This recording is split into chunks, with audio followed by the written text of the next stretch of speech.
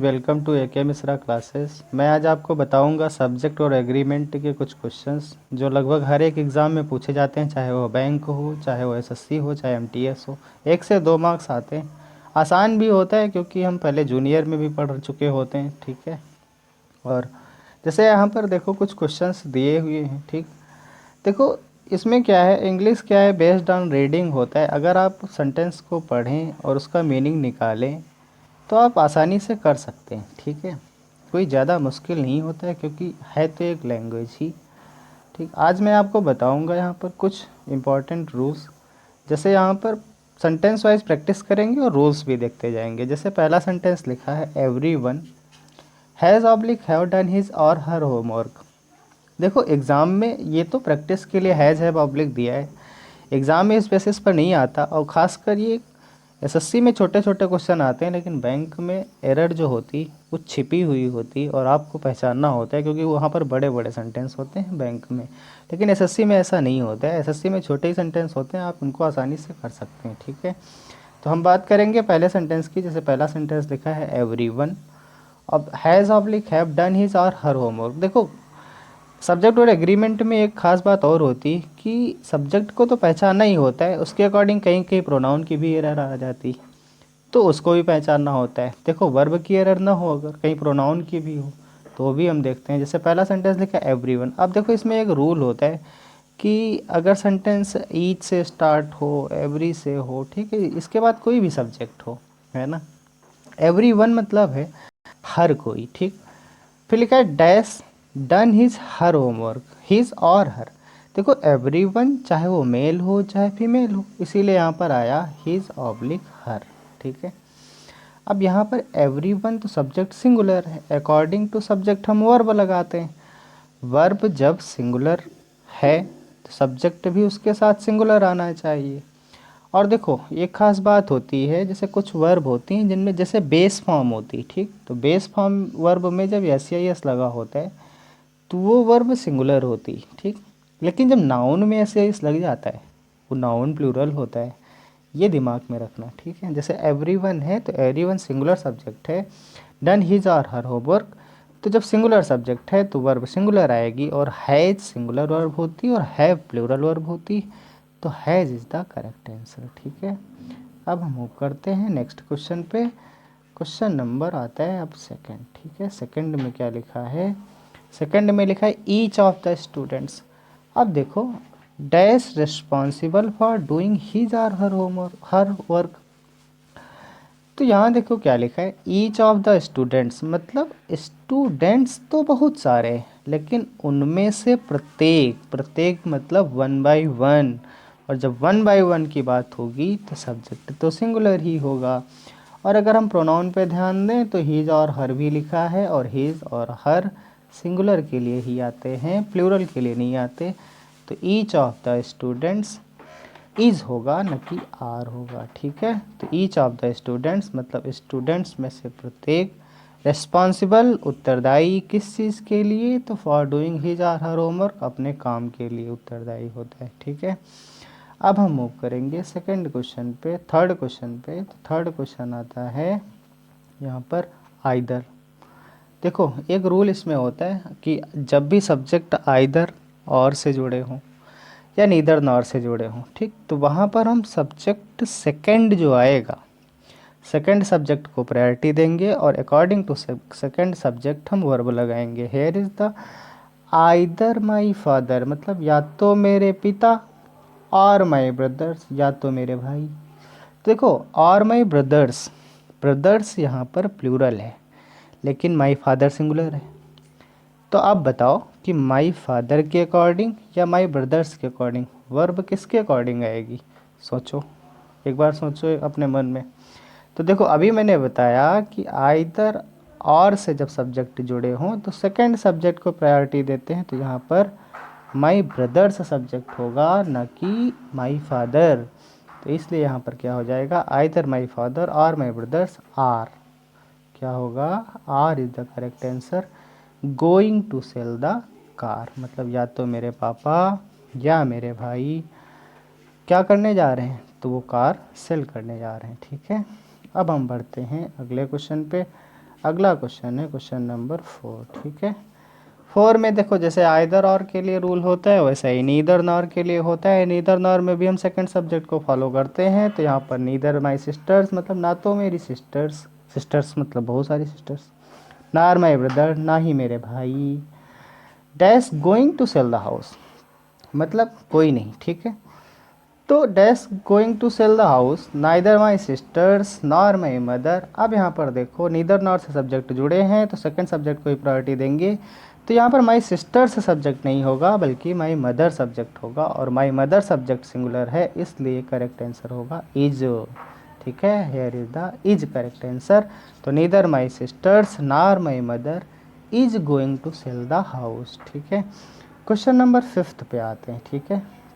5th question में क्या है, तो 5th क्वेश्चन में जैसे लिखा है the samples on the tray in the lab need oblique needs testing. लिखा है कि samples on the tray in the lab मतलब लैब में ट्रे पर क्या रखे हैं, सैंपल्स जिनको ज़रूरत है, किसकी ज़रूरत है, टेस्टिंग की, ठीक। तो द सैंपल्स, सैंपल्स सब्जेक्ट है क्योंकि ट्रे, लैब में ट्रे पर एक सैंपल नहीं है, सैंपल नहीं है, सैंपल्स लिखा है मतलब बहुत सारे सैंपल्स होंगे। तो इसलिए यहाँ पर नीड आएगा न कि नीड्स। और अभी हमने बताया कि नाउन में जब एस या एस लगा होगा तो नाउन प्लूरल होगा। जैसे सैंपल में एस लगा है तो सैंपल्स यहाँ प्लूरल है, लेकिन जब वर्ब में सिंगुलर एस या एस लगेगा तो वर्ब सिंगुलर होगी। लेकिन यहाँ पर नीड आएगा क्योंकि नीड में ऐसे एस है नहीं, और बेस फॉर्म प्लूरल फॉर्म होती है, तो पता ही है आप लोगों को, ठीक है। अब हम मूव करते हैं नेक्स्ट क्वेश्चन पे। क्वेश्चन नंबर आता है आपका 6, ठीक है। तो 6 क्वेश्चन में आएंगे तो लिखा है कि मैरी एंड जॉन। यहाँ पर देखो 2 सब्जेक्ट हैं, एक मैरी है, ठीक है, मैरी नाम सुना भी होगा आपने, एक है जॉन, ठीक है। तो मैरी एंड जॉन 2 सब्जेक्ट हैं। Usually place oblique play together. अब देखो जब भाई और बहन 2 लोग खेल रहे होते हैं ना तो सब्जेक्ट तो प्लूरल ही होता है। तो यहाँ पर भी मैरी एंड जॉन है तो Mary and John plural subject है, ठीक है। ये तो यूजुअली होगा नहीं, ठीक है। तो Mary and John subject plural आया, सब्जेक्ट प्लूरल आया तो वर्ब प्लूरल आएगी। प्लूरल क्या होता है, जब वर्ब में ऐसे यस नहीं लगा होता है तो वर्ब प्लूरल होती है, जैसे हैस। देखो ये जो यस या यस मैं बता रहा हूँ ये केवल बेस फॉर्म के लिए होता है। अब ये मत सोचना हैज़ है में ऐसे यस लगाते हैं या इज़ आर, ऐसा कुछ नहीं होता, ठीक है। अब हम मूव करेंगे दोस्तों, आई होप आपको समझ में आ रहा होगा। मूव करते हैं नेक्स्ट क्वेश्चन पे, question number 7। 7 is both of the dogs dash collars, bracket में हैज़ है, ठीक है। तो बोथ ऑफ द डॉग्स मतलब ये है कि सब्जेक्ट यहाँ पर देखो डॉग्स हैं तो दोनों की बात हुई है तो सब्जेक्ट प्लूरल है, और जब सब्जेक्ट प्लूरल है तो हैव आएगा ना कि हैज़, क्योंकि हैव क्या होती है, प्लूरल वर्ब होती है, और हैज़ सिंगुलर वर्ब होती, ठीक है। मूव करते हैं नेक्स्ट क्वेश्चन पे। अगला क्वेश्चन आता है आपका क्वेश्चन नंबर 8। क्वेश्चन नंबर 8 में जब हम आएंगे तो क्या होगा, तो दोस्तों थोड़ा वेट गाइस। तो क्वेश्चन नंबर आते हैं 8 नंबर पे। 8 लिखा है neither the dogs nor the cat dash very hungry is और देखो यहाँ पर क्या है, नाइदर द डॉग्स। अभी मैंने आपको बताया कि जब सब्जेक्ट नीदर नॉर से जुड़े हों तो क्या होगा, वर्ब सेकंड सब्जेक्ट को फॉलो करेगी। तो यहाँ पर द डॉग्स सब्जेक्ट ना करना, नहीं तो गलत। और देखो एसएससी में खासकर ये गलतियाँ होती हैं छोटी छोटी। यहाँ तो देखो छोटे छोटे क्वेश्चन है ना, इससे बड़े बड़े भी क्वेश्चन होते हैं कहीं कहीं, तो कंफ्यूज मत होना। तो neither the dogs nor the cat, तो यहाँ पर सब्जेक्ट द कैट होगा न कि द डॉग्स, ठीक है। और जब द कैट सब्जेक्ट आया तो कैट सिंगुलर ही है क्योंकि कैट्स तो लिखा नहीं, कैट ही लिखा है। तो कैट के अकॉर्डिंग इज सही होगा न कि आर, ठीक है। तो ना तो डॉग्स मतलब बहुत सारे डॉग, ना ही कैट इज़ वेरी हंग्री होगा, आर वेरी हैंग्री नहीं होगा, ठीक है। अब हम मूव करते हैं नेक्स्ट क्वेश्चन पे, question number 9। Question number 9 again वही चीज़ आ गई कि आइदर और से जब जुड़े होंगे तो सेकेंड सब्जेक्ट को फॉलो करेंगे। तो आइदर द गर्ल्स और द बॉय, तो सब्जेक्ट क्या है, तो द बॉय होगा, इसलिए वाक होगा, नहीं सॉरी वॉक्स होगा, वाक नहीं होगा, ठीक है, क्योंकि सेकंड सब्जेक्ट को फॉलो करेंगे और सेकंड सब्जेक्ट द बॉय है और द बॉय सिंगुलर है, इसलिए वर्ब सिंगुलर आएगी। तो या तो गर्ल्स या लड़के, लड़का मतलब boy, dash in the evening मतलब वॉक्स इन द इवनिंग मतलब इवनिंग में क्या करते हैं, टहलते हैं। ठीक है, फिर अगला क्वेश्चन उसी बेसिस पर है, वही रूल चलेगा। तो जैसे लिखा है कि आइदर द बॉय और द गर्ल्स। अब यहाँ पर देखो, यहाँ पहले 9 क्वेश्चन में क्या था कि द बॉय सिंगुलर था सेकंड सब्जेक्ट, और मैंने बताया सेकंड को ही फॉलो करेंगे। यहाँ पर द गर्ल्स है जो कि प्लूरल है, तो इसलिए यहाँ पर वॉक आएगा न कि वॉक्स इन द इवनिंग। ठीक है, सेम था रूल, बस ध्यान देना है अपने आप को। ठीक है, अब हम मूव करते हैं क्वेश्चन नंबर 11 पे। क्वेश्चन नंबर 11 क्या है, तो इसमें देखो क्या लिखा होता है, eight the end of the fall, eight the end of the fall dash the heartiest. अच्छा देखो, इसमें जज करो कि ज़रा सब्जेक्ट कौन सा है।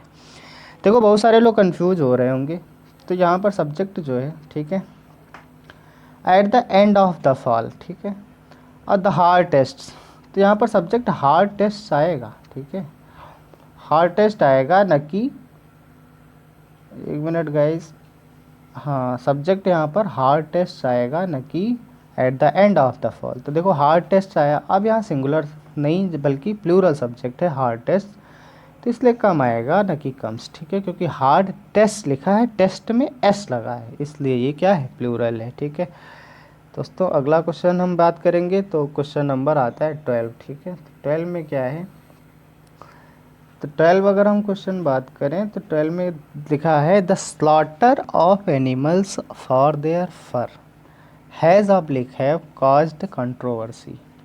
Slaughter of the animals for their fur has oblique have caused controversy. आप देखो यहाँ पर ढूंढो सब्जेक्ट कि 12 में सब्जेक्ट क्या है, तो देखो यहाँ पर स्लॉटर लिखा है ऑफ एनिमल्स। देखो एक रूल होता है, आपके बाद ज़्यादातर नाउन हमेशा प्लूरल ही आता है। ठीक है, तो एनिमल्स का स्लॉटर, ठीक है, फॉर देयर फर, तो यहाँ पर स्लॉटर ही सब्जेक्ट आएगा, और जब स्लॉटर सब्जेक्ट होगा तो स्लॉटर के अकॉर्डिंग वर्ब लगाएंगे, और यहाँ पर वर्ब हो जाएगी हैज़ न कि हैव। ठीक है, अब हम मूव करते हैं नेक्स्ट क्वेश्चन पे। अगला क्वेश्चन आता है question number 13।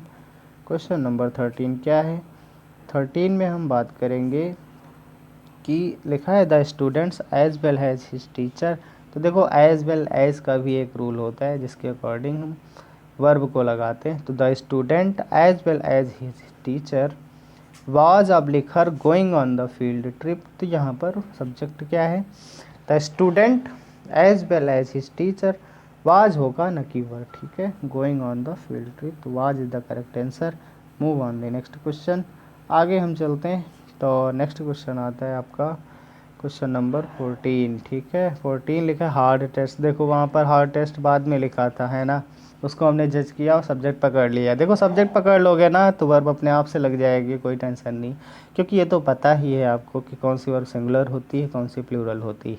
Hair is the subject the hard test. देखो टेस्ट में एस लगा है, टेस्ट प्लूरल होगा। ठीक है, जब प्लूरल है तो कम आएगा ना कि कम्स। ठीक, at the end of the fall. ठीक, move on the next question, आगे हम चलते हैं। तो आगे बात करेंगे क्वेश्चन नंबर 15। क्वेश्चन नंबर 15 में आता है बोथ ऑफ माई रूममेट्स। देखो बहुत सारे लोग क्या होते हैं, रूम लेकर रह रहे होते हैं, ठीक है, तो उनके रूममेट्स होते हैं। तो बोथ ऑफ माई रूममेट्स मतलब सब्जेक्ट क्या आ गया यहाँ पर, प्लूरल आ गया, है ना, और जब प्लूरल सब्जेक्ट है तो वर्ब प्लूरल आएगी। तो बताओ हैज़ होगा या हैव, सोचो एक बार सोच के बताओ दोस्तों। तो देखो यहाँ पर subject both of my roommates है तो प्लूरल है, प्लूरल है जब तो वर्ब प्लूरल लगेगी, क्योंकि हैव क्या होता है, प्लूरल वर्ब होता है, decided to live in the form dorms. ठीक है, अब देखो क्या है यहाँ पर, मैंने कुछ क्वेश्चंस के, देखो इन सभी के सॉल्यूशंस नीचे आपको दिए हुए हैं। ठीक है, चाहें तो आप देख सकते हैं, ऊपर कुछ रूल दिए थे तो मैंने क्वेश्चन वाइज आपको रूल बताए, प्रैक्टिस कराई। आई होप समझ में आया होगा। अगर आप लोगों को ये वीडियो पसंद आया है तो लाइक करें, सब्सक्राइब करें। Thank you.